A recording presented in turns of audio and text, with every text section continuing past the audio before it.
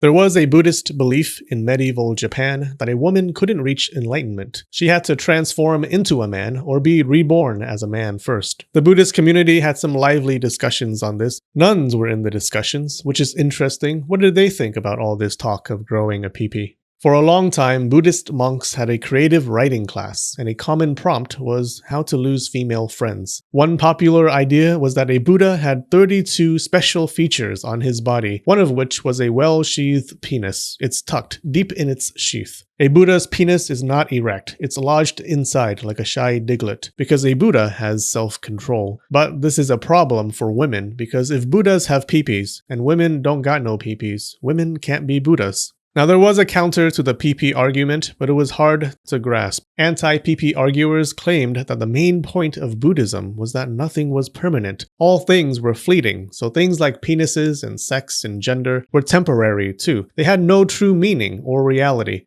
Therefore, people were neither male nor female. Someone wanted extra credit in their philosophy class. There were a bunch of different views on the women problem, actually. Let's look at them. One view was that women were enemies to men. They were impure because they always had smelly, unclean things flowing out of their bodies. They were greedy, jealous, and lustful. One Buddhist leader said you could approach lightning bolts and snakes carefully, but you should never approach women. Escape was hopeless once in a woman's grasp. Comparing women to snakes was common. Of all the weaknesses, they said the weakness for women was the worst. Now this was pretty extreme and wrong. Boba tea is the worst weakness. This snake women view was mostly preached to other monks, not the public. Monks couldn't do the sex, so they had to be scared into abstinence. The road to celibacy is paved with cobblestones of fear. Now, monks had mothers, and mothers were women. How did they deal with their mothers being evil? Monks were actually super worried about this, and many of them did religious activities to make up for how shitty they thought their moms were. Doing things for the temple reduced the bad karma for their mothers to help mommy on the way to salvation. Now, there was a less extreme view, a more popular one. Women were not enemies, just lesser humans who couldn't reach enlightenment.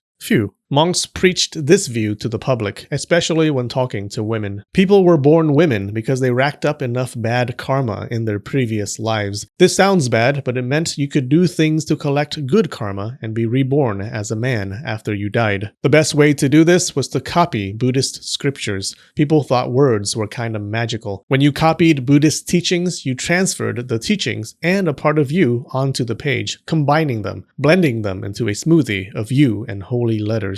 Women, especially nuns, often copied scriptures that mentioned the problems with the female body, hoping to become a man in the next life. That's cool, but we can do better. There was a view that women could transform into men without even waiting for the next life. Followers of this view believed that being a man or a woman was a state of mind, not of body. Manly qualities were things like courage, intelligence, and wisdom. Someone who had walked far on the Buddhist path was a great manly person. How was this better for women? Because a woman could become a man just by having those manly qualities and by practicing faith. A woman who understands and practices Buddha's teachings, that's a man. And a man who sucks at Buddhism, that's a woman. Gender meant spiritual understanding.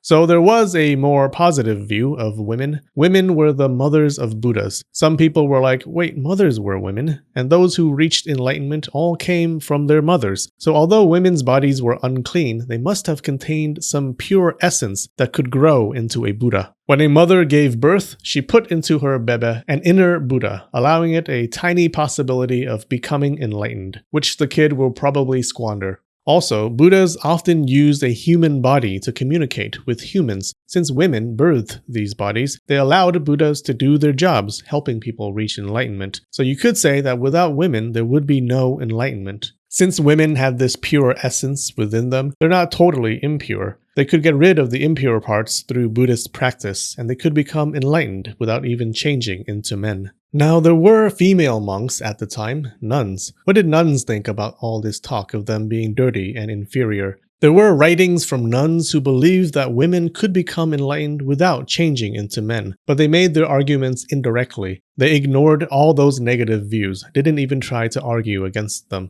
Instead, they wrote about famous historical women, women who even the monks admired. Like nuns wrote about the Empress Komyo, who was an influential woman in the imperial court in the past. By medieval times, she was already a legendary figure. She spent her life spreading Buddhist teachings and was credited with founding a bunch of famous temples. Hard for a monk to poop on the founder of his temple. Nuns described Komyo as having purity, like ice and jade, and having absolute faith. They promoted the idea that she was a bodhisattva, or a version of the famous bodhisattva, Kannon. The nuns were saying in their writings, so maybe you can be a woman and enlightened at the same time. Curious. Now, being reborn as a woman was not that bad, but if you gained enough bad karma, you could be reborn into the worst, most hopeless places in the cosmos. The 8 Buddhist hells. Click here to learn about that. We have some new patrons this week: Kate Giles Resch, Evie Gassner, M. Smith, Hi, Jennifer, Ali Lynchwood, Gretchen Juron, and Ina Krista. Alright, I love you and spread the knowledge.